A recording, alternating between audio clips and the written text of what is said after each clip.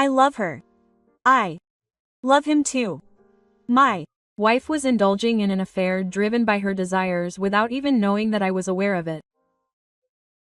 Even after I found out, she kept making comments about being a, so I punished her and pushed her to the bottom. My name is Hishi. I'm 28 years old and I'm the second generation owner of a small construction company. I'm still working under my father, but I'm scheduled to take over as president someday. I'm rather plain and serious in personality. I'm not good at socializing, but I think I'm good at working hard. I'm currently living with my wife, Mariko. We live in an apartment about a 5-minute walk from my parents' house, and I have a good relationship with them. Originally, I thought it would be okay to live with her at her parents' house, but Mariko strongly wanted us to live separately.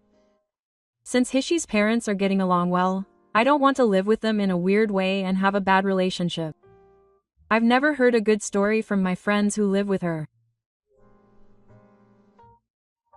When she told me that, I understood, and since she still gets along well with my parents, I thought there was something to what she said. Mariko is 30 years old, 2 years older than me. Unlike me, she is cheerful, sociable, has many friends, and is the type of person who can easily get along with anyone. I met Mariko 3 years ago. We met through my subordinate, Kita. Kita is 2 years older than me and is like an older brother to me. We have been close since childhood and we're always together at family gatherings. Mariko and Kita work at the same company, and that's how we were introduced. She's a strong-willed girl, but she's good at taking care of herself, so I think she's perfect for someone like you. She said it half-jokingly, but it was true. Mariko was cheerful and interesting even when we first met, and she talked to me, a boring guy, about it. Before I knew it, we had started thinking about marriage after about 6 months of dating. Hiroshi is kind and sincere. I wanted to marry someone like him. I was so excited when she said that. It's been 2 years since I married Mariko. I still love her and I intend to cherish her. Our life since getting married hasn't been particularly flashy, but it's been peaceful. Mariko is still working as a full-time employee at the same company as Kita. Maybe she will join my company someday, but it will be after I take over the CEO role. We work together, so we go to work together in the morning and one of us makes dinner at night. Even though we are both busy, we share the housework properly. I can make curry today. Hishi, please do the laundry. Understood. Will it be sunny tomorrow? Such casual conversations made me happy. Mariko has many friends and often goes out on weekends. I don't have many friends, so I often stay at home, and my wife and I have completely opposite personalities. I'm going to lunch with Maki today. I'll be back at night. Understood. Take it easy. Yes, thank you. Maki is Mariko's best friend and seems to have been a friend since her single days. I've only met her once, but she was a cheerful and talkative woman just like Mariko. In this way, we lived our daily lives while respecting Mariko's relationship.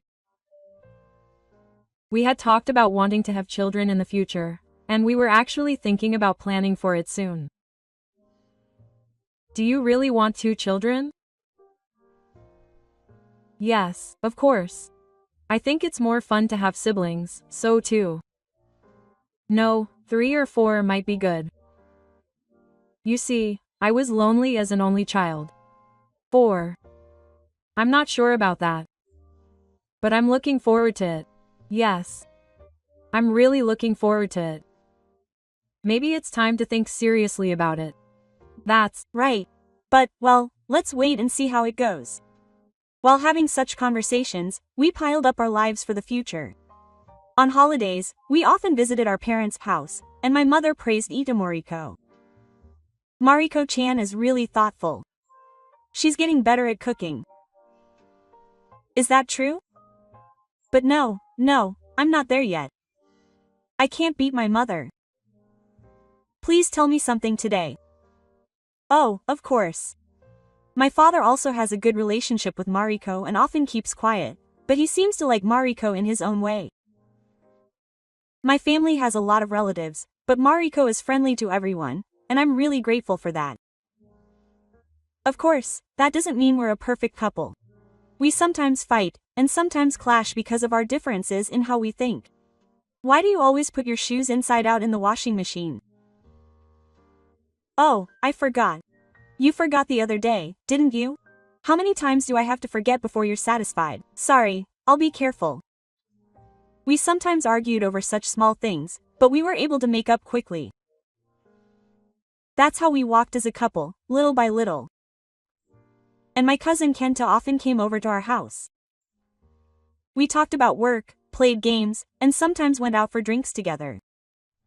He and Mariko seemed to get along well, and we had fun laughing together. She is really too serious, isn't he? That's what's good about him. It was common for me to make a comment about Kita and Mariko's conversations. When I had free time, I missed those casual exchanges. In my mind, everything was going well with my family, my work, and Mariko, and I was happy. I thought that we could overcome any problems together in the future.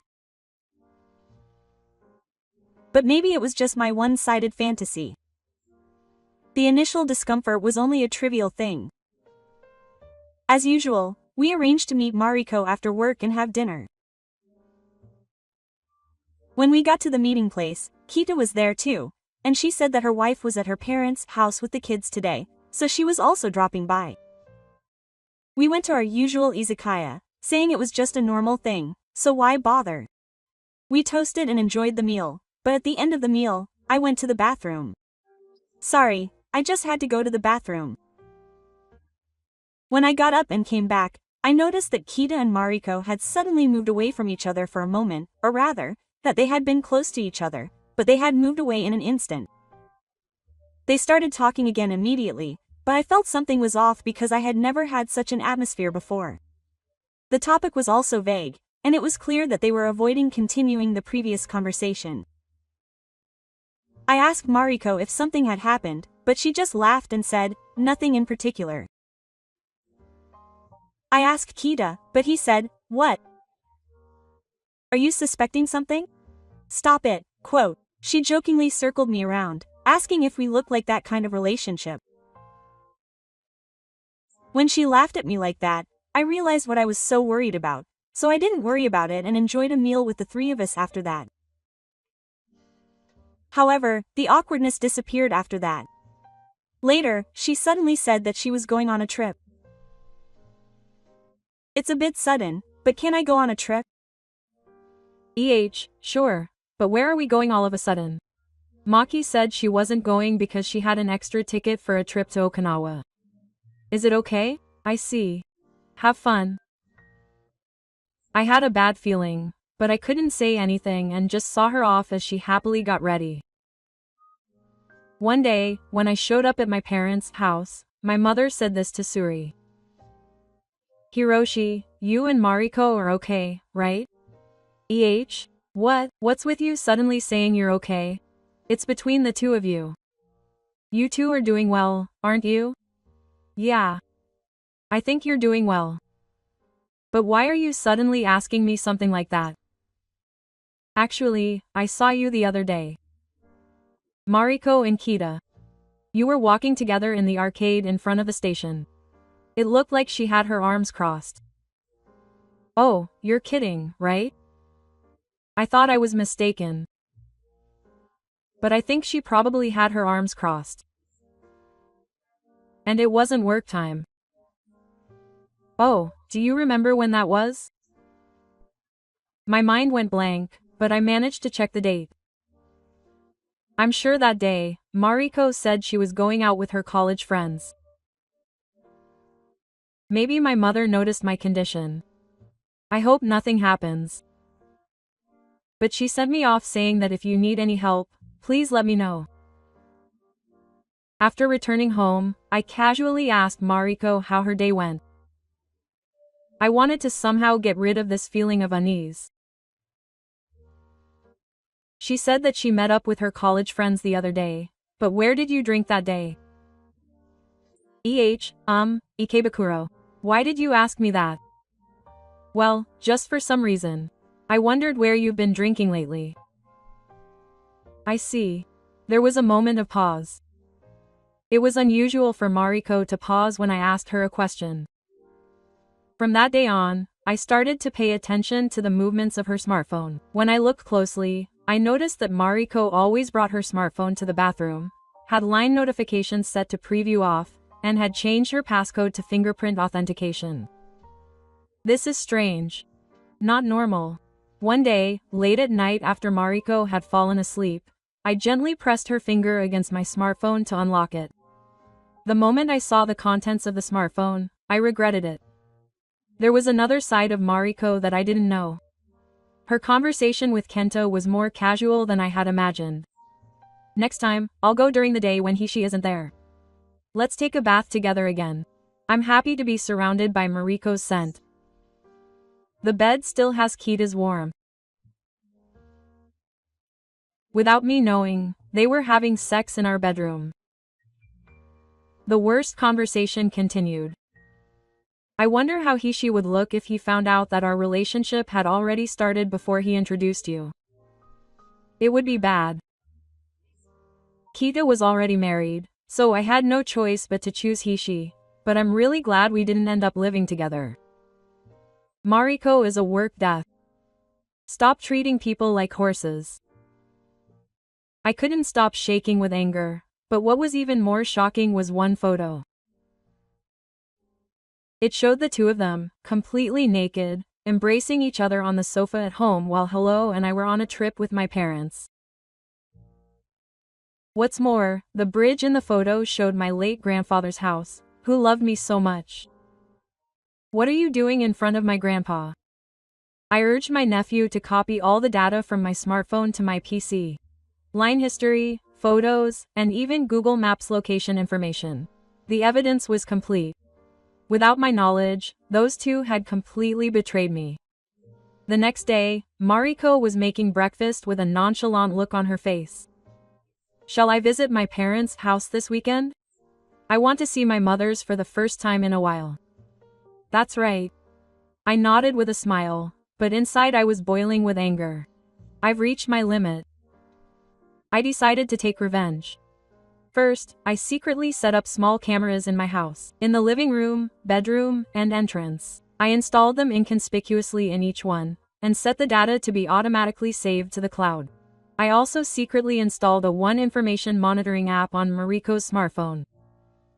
This allows me to track her movements. I watched her for a few days, but I was surprised at how quickly I was able to gather evidence.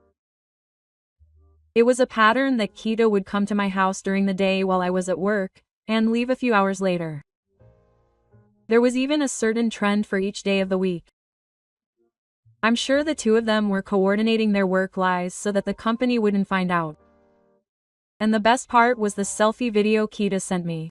Today was great. I can still smell you.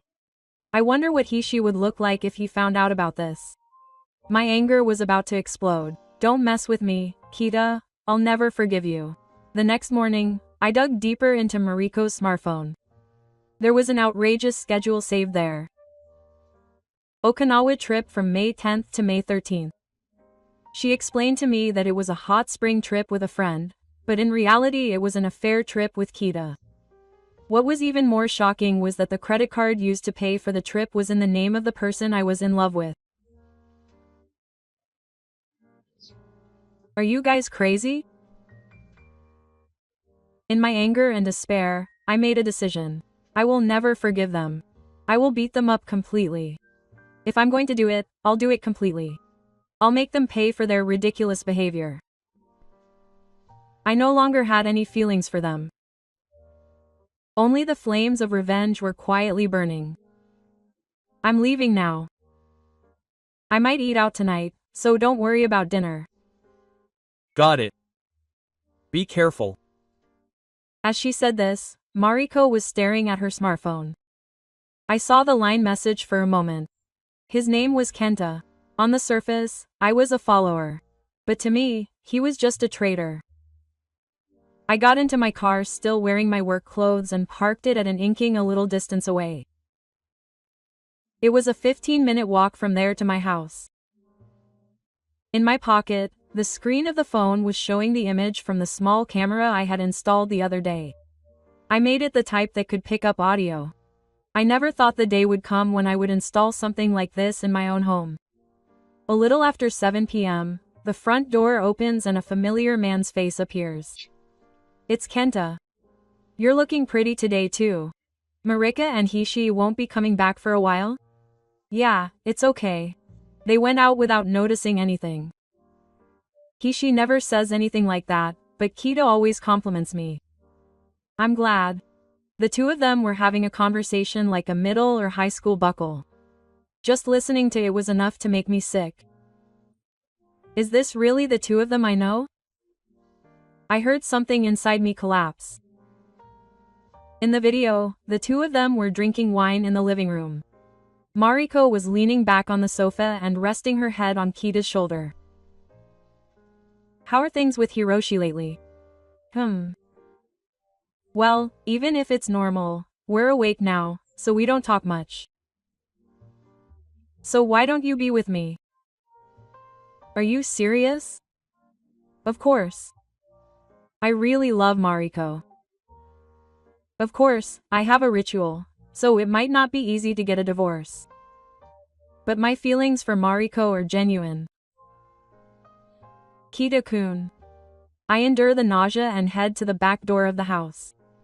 I pass by Rinka's soldiers and go out to the balcony, and quietly unlock the window with the simple tool I had prepared. Laughter comes from inside. I muffle my footsteps and enter the bedroom next to the living room, rechecking the camera footage. In the footage, the two of them are about to join forces. Kenta, wait. Let's turn off the lights. It's embarrassing. It's fine. It's between us. You already know everything. Aren't you embarrassed to say that, Kita? Ah, if it's no good. You're saying that and enjoying it. No way, yes, Kenta. Ah, Kenta, Kenta. Mariko seems to have reached a climax, screaming. At that moment, I completely lost my mind. I burst open the door and burst into the living room. Mariko's eyes, which had been in a daze since the orgasm, opened wide and she screamed. Kenta was also stiff, naked. I grabbed Kenta and hit him with all my might. Calm down.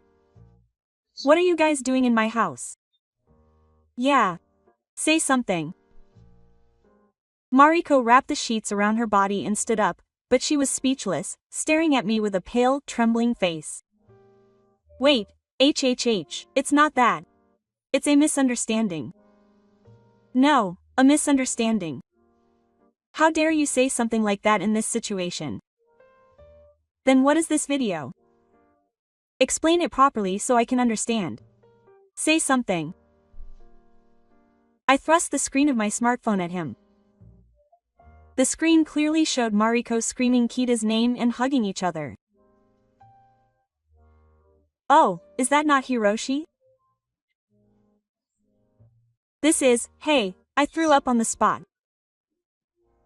The words burned my throat. My brain couldn't keep up with the reality that I had been betrayed by my home, my wife, my destiny. Hiroshi, are you okay? I'm sorry. Why? Why did you do this? Do you think I'll be okay in this situation? Are you seriously asking me because you think that? If so, you're seriously crazy. Hiroshi, I'm sorry. I'm really sorry. It's not sorry. How far did you guys underestimate me? If we're going to live together, we don't need the police. We don't need lawyers. How stupid can you guys be? Kenta tried to stand up, but I grabbed him by the collar and slammed him against the wall. My anger wasn't subsiding, and I could feel my whole body shaking. Hey, Kita, I thought of you as an older brother. We were family. Why? Why did you lay a hand on my wife? I love you, Mariko. Yes, I love you. Don't mess with me. You have a wife and kids, don't you? What will happen to your family? If you do something like this, even your parents won't keep quiet. Kita and I glared at each other, breathing heavily. Mariko, who is next to Kita, says in a trembling voice, I love him too. The moment I heard those words, my heart completely broke. That's enough. Divorce. I'll make sure you pay the alimony. I'll report everything to my company and my family. I'll never forgive you. Wait. That's all Mariko cries and begs for. I'm really sorry for doing this. I should have made a proper decision. But don't tell the company. Please. How much do you think I've done? My father is still the president. I have a child. You ruined it all. Kita bows his head. Please. If I get fired from the company, I won't be able to survive. I don't care. It's the path you chose. You're the one who destroyed my family. Now it's my turn. That's all. I pressed the record button on my smartphone and saved the video evidence. Finally. Why did we become like this? Why did you betray me? Were you lonely? Hishi is busy with work, and Kita compliments me every day and treats me as a woman. So I'm really sorry. I see.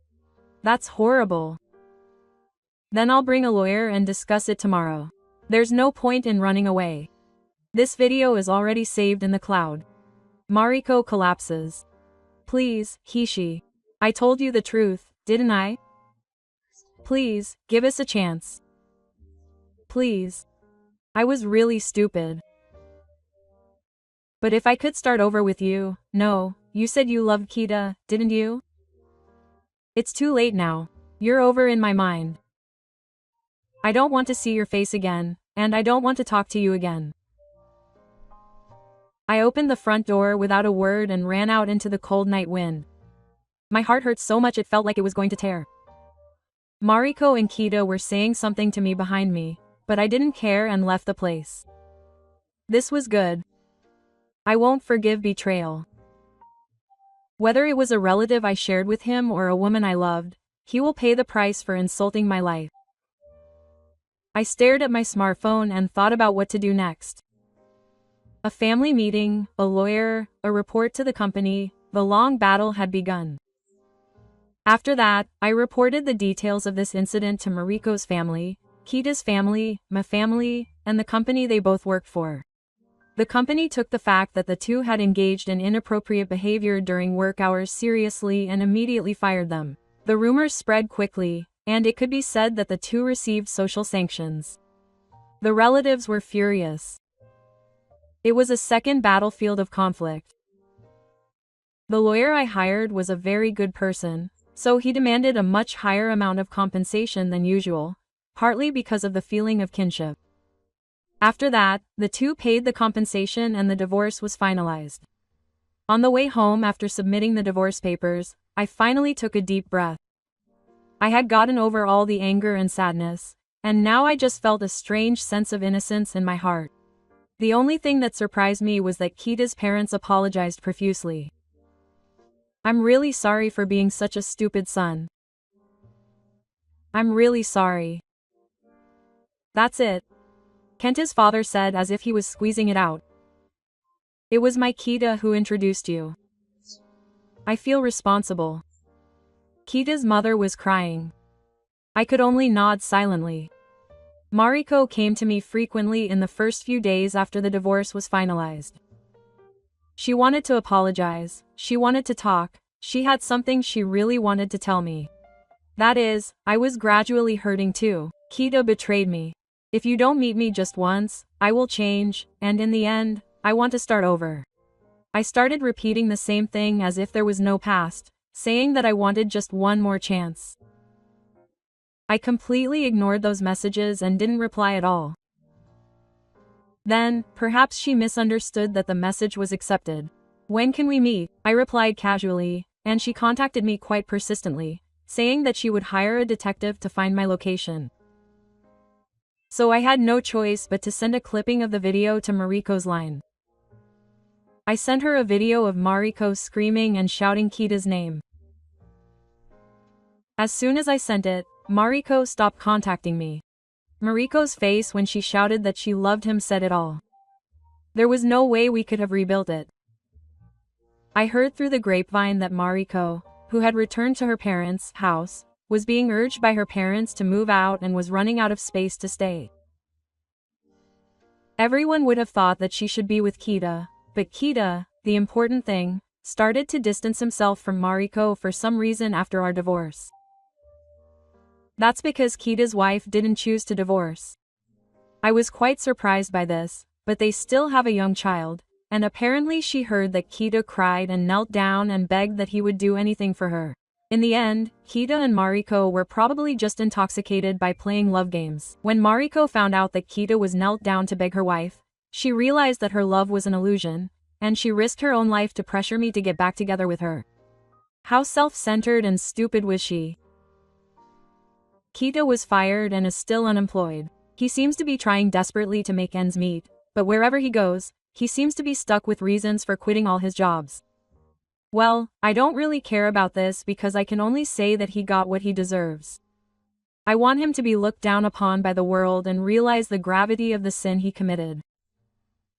My parents and relatives were worried about me at first, but they were surprised to see me gradually returning to a normal life, starting to work again, and steadily preparing to become the new president. You've endured well. Go on a trip while you can. It'll be a good change of pace. Yes, you might meet someone new. Oh, there's no need to rush, Dad. That's right, she. Those words pushed me forward little by little. My friends also said, let's go for a drink. They often told me that they had a girl they wanted to introduce to me next time, and my heart finally began to feel the signs of spring. One day, I was quietly sipping coffee alone at a coffee shop I used to frequent. As I stared blankly out the window, I thought that you never know what's going to happen in life. If I hadn't noticed, I might have still been married to Mariko. No, even if I had noticed, I might have blamed myself and ended it without any evidence. But not now. I confirmed everything with my own eyes, ears, and heart. It's true that I was hurt as a result, but I won't apologize the same way again. I stood up, brushed off the coffee table, and left the shop. The sky was high and the wind caressed my sides comfortably. Okay, I'll go home and work. I'll move forward on my own 2 feet. That was the greatest salvation for me right now. I don't need someone to push me back anymore. Because I learned that it's much more important to realize the future than to regret the past. It doesn't matter what happens to Mariko or how Kita lives. I just look straight ahead and start walking.